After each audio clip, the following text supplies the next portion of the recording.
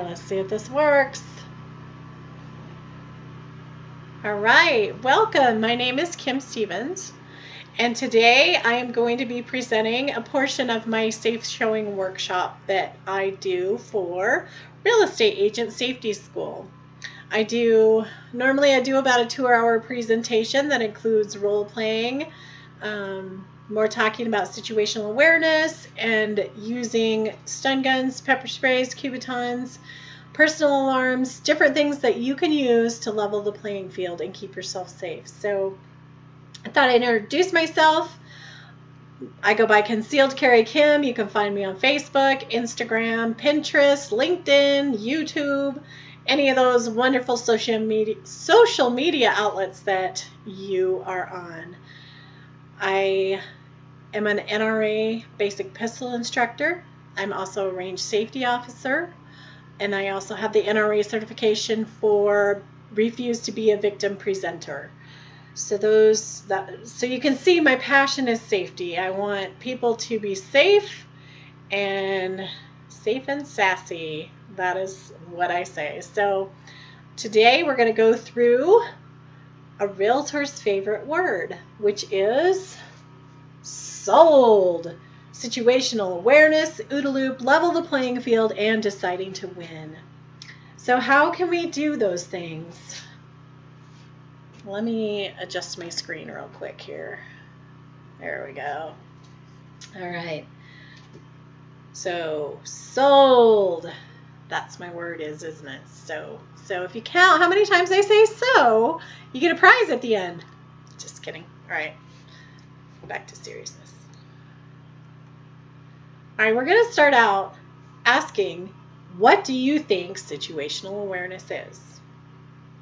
Right. Paying attention to your surroundings, knowing what's going on. Right.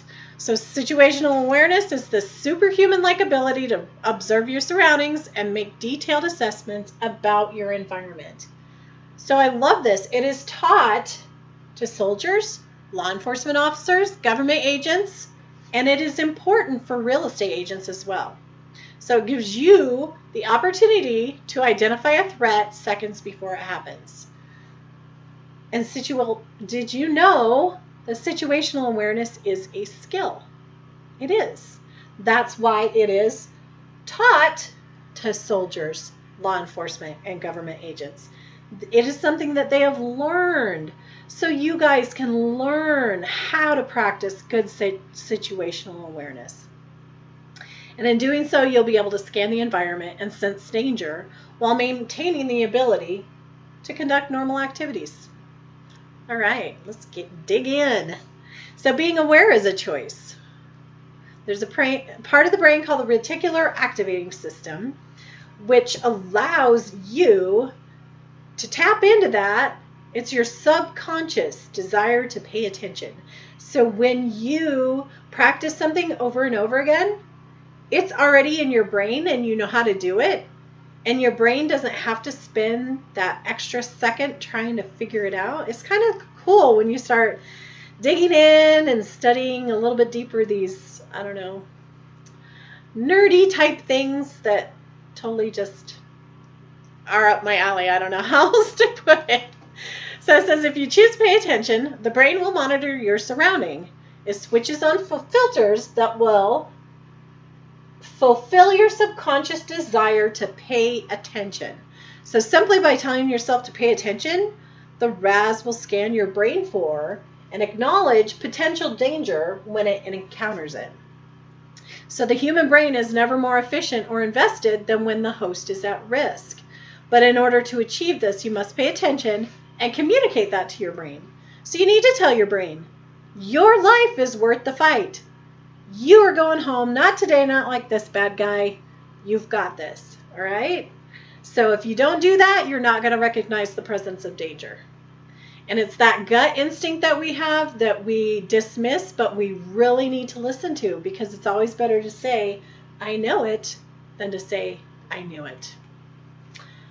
So there's a few things that keep us from developing situational awareness, and normalcy bias and focus lock are the two big factors that keep us from developing situational awareness. Because Nobody ever wants anything bad to happen to them. So we always think nothing's ever happened before, so nothing is likely to happen. And unfortunately, it's not true. Things can happen. So it's better to be prepared. Just like I went out to go Christmas shopping in 2013, I went out to go Christmas shopping. Got in my car, put on my seatbelt, and guess what? I got in a car accident that could have ended my life. Had I not had my seatbelt on, I definitely would not be here. But I didn't go out that day thinking, oh, I'm going to wear my seatbelt because I'm going to get in a car accident today. I put my seatbelt on every single day. I mean, I grew up with my mom. We'd be like, armor all the seats so we could slide around in the back seat because they had leather seats when I was a little kid. And then those laws changed for the seatbelts. And it's not because nothing ever happened, so nothing's ever going to happen. That's normalcy bias, and that's not a good zone to be in. That's the white zone. I want to stay out of the white. So there's another interrupter of situational awareness called focus lock. And I know you guys have seen these videos on Facebook, YouTube, whatever, of people that are texting on their cell phone, walking into a wall, texting on their cell phone, walking into a manhole, whatever it is. Focus lock. It has your full attention focused here, and it's so locked in that you don't know what's going on around you. So it blocks out all the other stimuli and is bad. Both of those are actually dangers to real estate agents that you guys have to fight to overcome, and that's what situational awareness does. So we forget this dangerous occupation in which we serve, and we get so focused on the details of our day that we forget to see the horizon. So that might be meeting with a new client in a home that is way outside of town where there's bad cell service and you just don't know. And it is okay to take somebody with you to say, hey, I have this gut feeling today. I haven't met this client and they're really insistent on just meeting me there. Yada, you know what it feels like because you work it day in and day out. So pay attention to that gut and listen to it. So what are those feelings, that gut feeling? Nagging, persistent thought, anxiety, hunches. We get hunches a lot of times and we just dismiss them. Why? Why do we do that? We don't want to be embarrassed. We don't want to look like the crazy lady that's always, oh my gosh, this could happen to you. Well, we don't have to be the, oh my gosh, this could happen. But we can be prepared. We can know, okay, if this does happen, I'm prepared because this is what I'm going to do in this situation. So we discount these things because we care about others, what they think of us. Number 2 is my ultimate favorite that I want to have framed. We will do more to avoid pain than we will do to seek pleasure. Have you ever thought about that? We will do more to avoid pain than we will do to seek pleasure. In other words, we don't like confrontation or to give life to a possible attack. So we don't even want to think about that. We dislike ridicule and embarrassment, and we seek connection with others. So if we are that crazy lady, nobody's going to want to connect with us, right? Right. So, all right, so here's a little bit. I was talking earlier about these zones, the white, yellow, orange, red, black. Stay out of the white, stay out of the black. Because if you're in the white, you're unprepared and you're unready to take action. And what happens if something happens? Boom, you go to the black. You panic, you break out of mental and physical performance. You can't. It's that fight, flight, or freeze. And generally, it's freeze, and that is not a good situation to find yourself in. So you want to make sure you're in the yellow. You're prepared, you're alert, you're relaxed. And I'll give you a good example of you just kind of want to slide back and forth. Never want to stay here too long, but it's okay to go here because you're in action mode. You're focused on the emergency at hand. So I'll give you an example. My husband and kids were outside riding the four-wheelers one day, and it was getting close to lunchtime, so I came inside to prepare lunch for everybody. And while I was inside, I hear this big bang.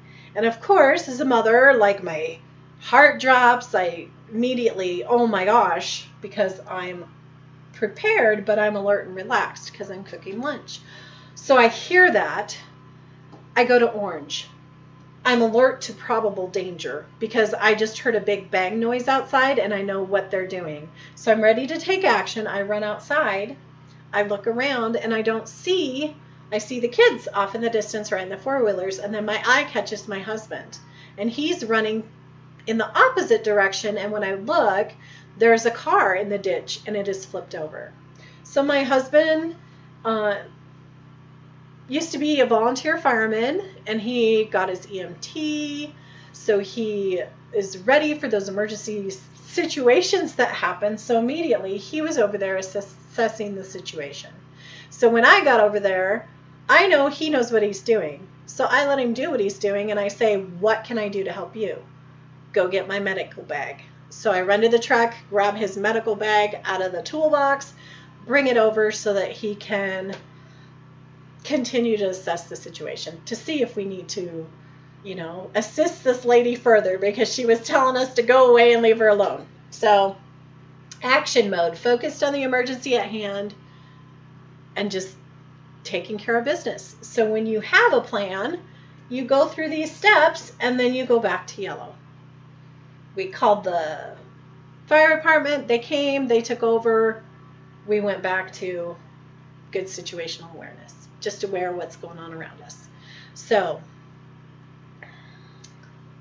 another thing I like to point out is it's important to be in the yellow because if you're nervous or stressed out, your attention narrows and you could miss something.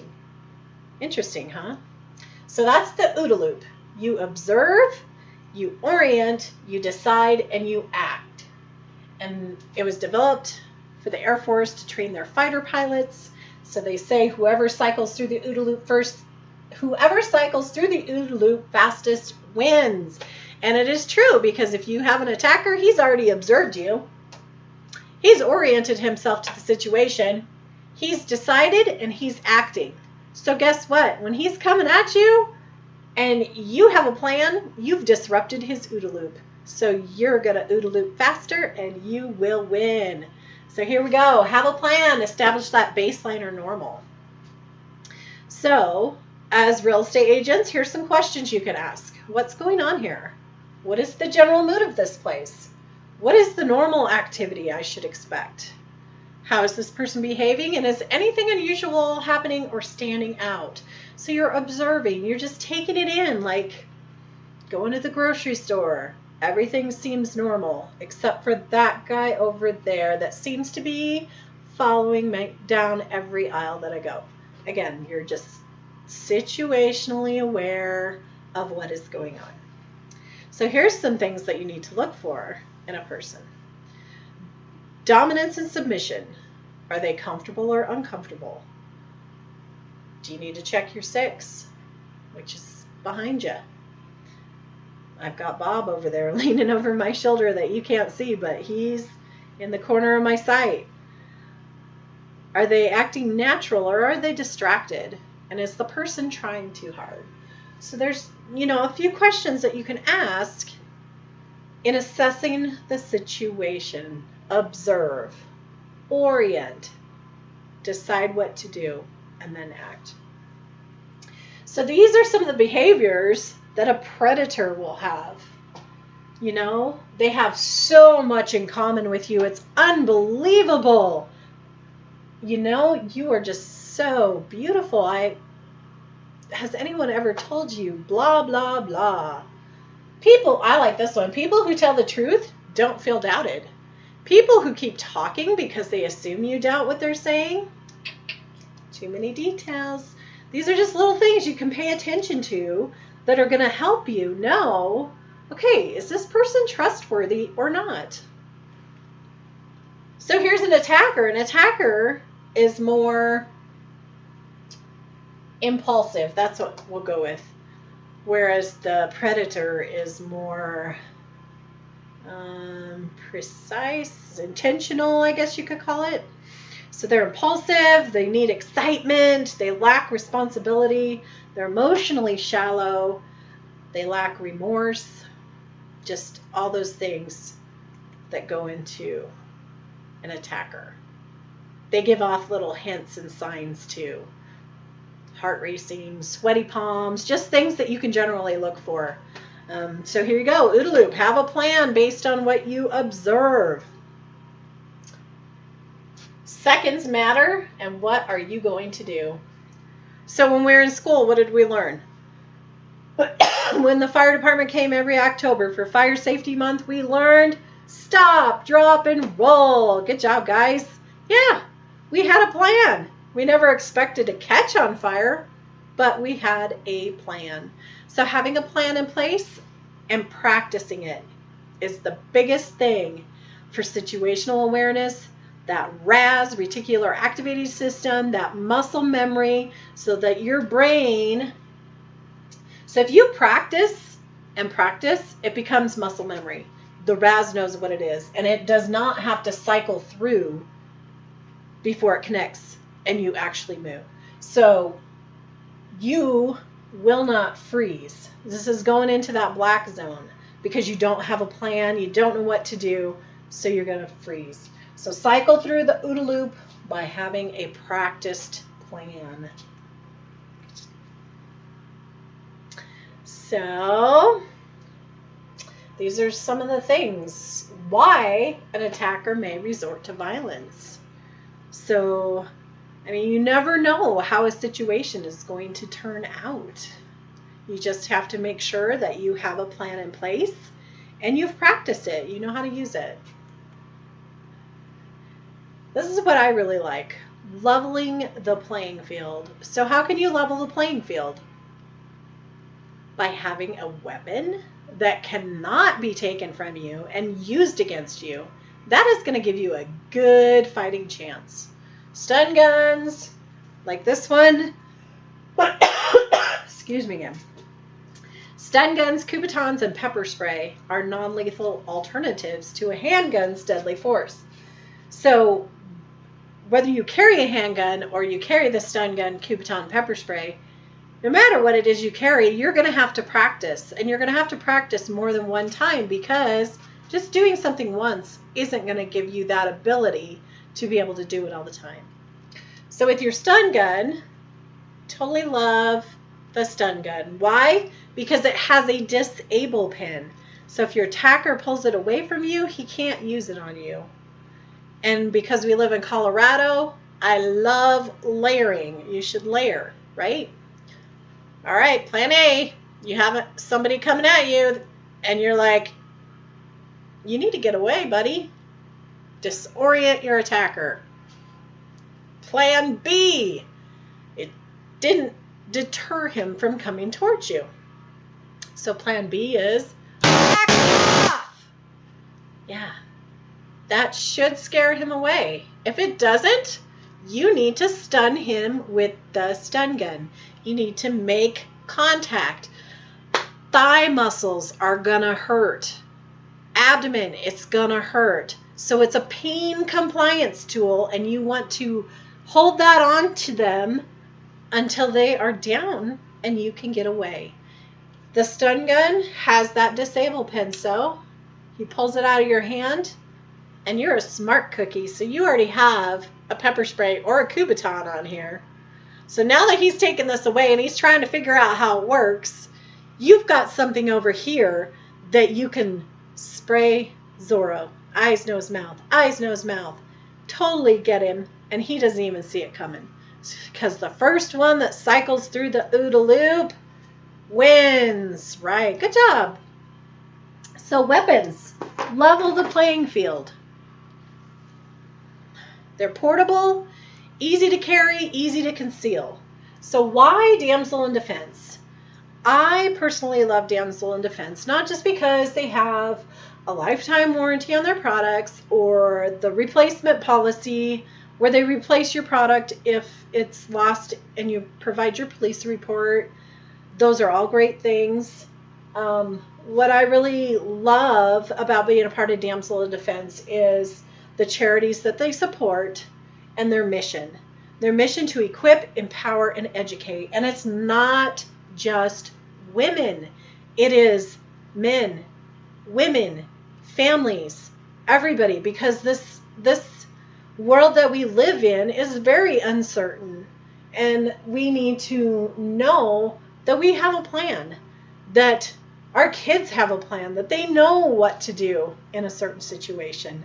And we can talk with them about that. We can talk with our coworkers and feel confident in knowing, hey, you got my back. I know when I'm out there, and if I don't feel comfortable, I can call you and you'll be there. So being a part of Damsel has opened a door up to me that I didn't even know exist. I originally joined because like I said, I am a pistol instructor and I teach basic pistol classes. And generally most people are not going to carry that gun after I've taught them. It's not their thing. We talk about the psychological consequences of shooting somebody, the social impact of that. I mean, there's a lot to think about when you carry a firearm. It is a huge responsibility and weight on your shoulders to carry that. So a lot of people feel so much more comfortable with a stun gun, with a pepper spray, with a Kubaton. So you need to have a tool that works for you. And that is why I like my 2-hour course. It gives us that time to work together to figure out, okay, I like this, I don't like this. This is a situation that worries me. So we can talk through those things with our peers and then practice on Bob. And be aware that you have to have a plan and you have to practice in order for that to work. And that is plan A, plan B, plan C, plan D, because I love it when a plan comes together, right? Yes. So self-defense portable system that will not only level the playing field, but will also be used as a deterrent to keep you from being attacked. So I really like the tools that we have in place. The stun guns, the pepper sprays, Kubatons. We already went through plan A, plan B, plan C, plan D, and yes, D. Decide. Decide to win. Not today, not like this. I'm going home to my family. Your life is worth fighting for. And if you don't have a plan and you are unprepared and unprotected, you lower your chances of being able to survive an attack. So staging yourself, what does that mean? Carry a stun gun. Stage your home. I have a friend who has a command strip, has a little hook. She hangs her pepper spray on it in various places. Your car. You can have a stun gun sitting in the back. You can have it in the door. You can put a pepper spray. You can put a Kubaton. Again, it's staging your protection, yourself, your home, your car, your open house, what you feel comfortable carrying. You also must have a well-practiced, well-staged muscle memory, and that is how you will win. So, what do you think? Yeah. When you go into a house, do you know where the exits are? When you go into a house, do you lead the people in, or do you let them lead themselves? Just little things that we can think about. Oh, do I park in the driveway when I go, or should I park on the street? I have less chance of being blocked in if I park on the street versus the driveway. So there's little things that you can just think about and implement into your daily life that aren't huge changes that make you safe and able to get home to your family. So I want to thank you guys for allowing me to come here today for my brief presentation and let you know if you want to follow me social media, I would love it. If you want to set up a Realtor safety training class, again, that's 2 hours. And in Northern Colorado, you get 2 continuing education credits. And it's a lot more interactive and a lot more fun than a PowerPoint presentation. And it gets you up, gets you moving, gets you laughing with your friends and making those connections so that you guys got each other's backs and watch out for each other, because you are in a dangerous profession and we don't want that normalcy bias to get the best of you. I'd also like to invite you to take a look at Damsel. This spreading the word, equip, empower, and educate this is what I love to do. And I would love to have you help me extend my reach, because you know different people than I know, and your friends know different people than you know. So you can get it out there and just continue to educate people and keep them safe and sassy. Thanks for joining me. I appreciate it. Let me know if you have any questions. I put my information up here. You can shoot me an email, shoot me a text, go to my website, follow me on social media. And again, I appreciate. Thanks.